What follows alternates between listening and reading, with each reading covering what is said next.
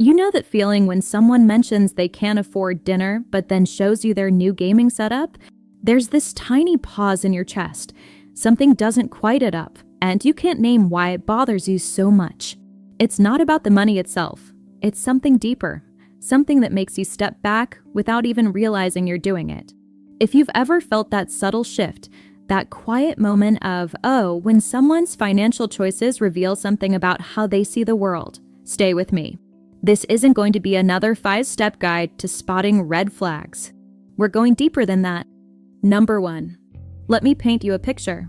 You're at dinner, and he reaches for his phone to check his investment app for the 3rd time. Not because he's day trading, because he needs that little dopamine hit of seeing numbers go up. Meanwhile, he's calculating whether he can afford dessert.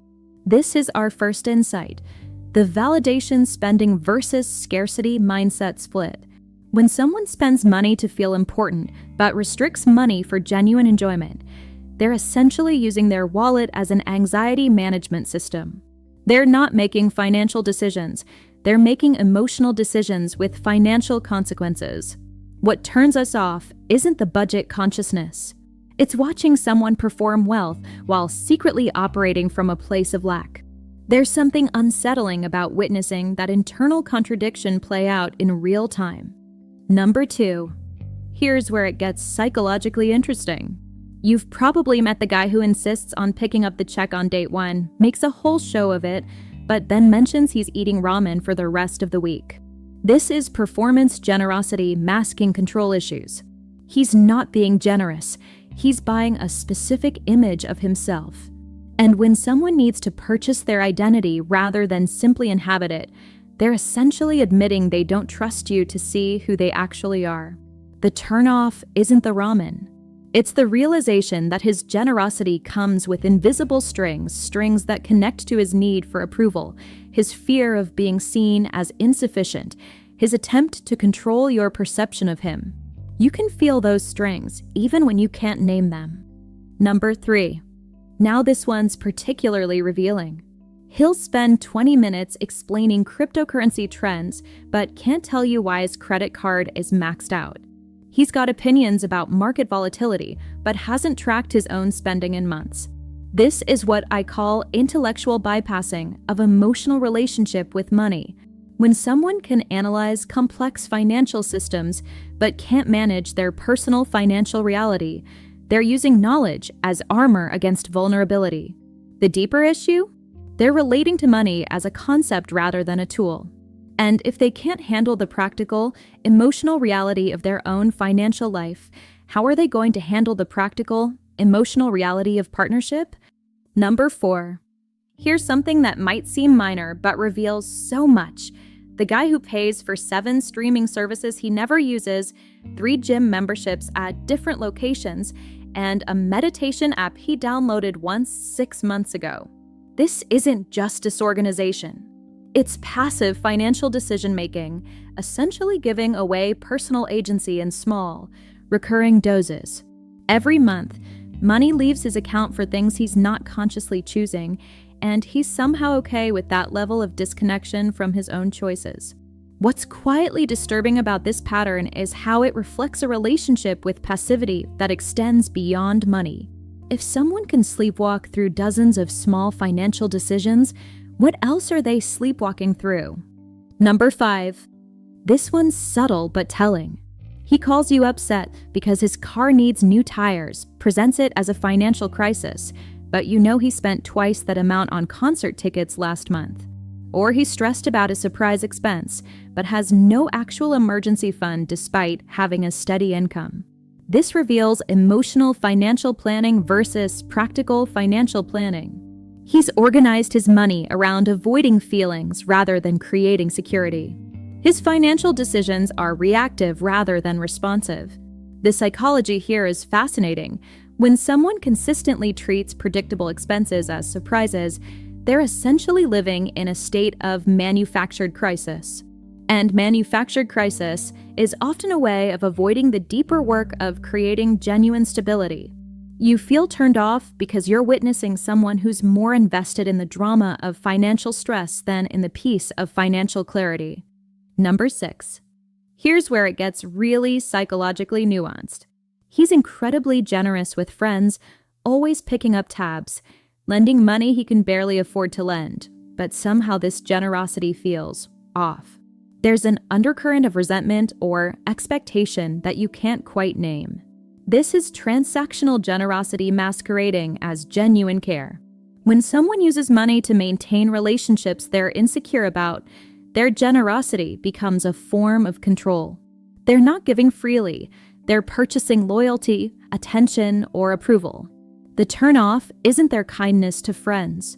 It's sensing that their financial choices are motivated by fear of abandonment rather than genuine care. There's something deeply uncomfortable about watching someone buy love, even when they're buying it for other people. Number 7. This pattern is particularly revealing. He makes financial decisions based on who he hopes to become rather than who he actually is. The expensive software for the business he'll start someday. The professional equipment for the hobby he's going to get serious about. The networking event tickets for the career pivot he's been talking about for years. This is identity aspiration spending, using money to maintain a fantasy version of himself rather than investing in his actual reality. When someone consistently spends money on their imaginary future self, they're essentially avoiding the work of becoming that person. What's psychologically interesting is how this reveals someone's relationship with their own potential. Instead of developing skills, building habits, or taking concrete steps, they're purchasing the props of the identity they want to inhabit. Number 8. Someone I know once dated a guy who would get genuinely stressed about splitting a $15 lunch bill. Not because he couldn't afford his half, but because he needed to calculate the exact tip percentage to avoid either undertipping or overtipping. Every small financial interaction became a complex decision tree of anxiety. This isn't about being careful with money. This is financial decision paralysis driven by perfectionism and fear of judgment. When someone can't make simple financial choices without spiraling into anxiety, they're revealing how much of their self-worth is tied to being perceived as doing everything exactly right. The deeper issue is that this anxiety doesn't stay contained to financial decisions. It bleeds into every area where there might be a right or wrong choice, which is essentially every area of relationship. Number 9. Here's one that's particularly hard to witness. The person who makes impulsive purchases they immediately regret, then lies about or hides these purchases. The online shopping binges followed by days of guilt, the expensive meal eaten alone while telling everyone they're saving money.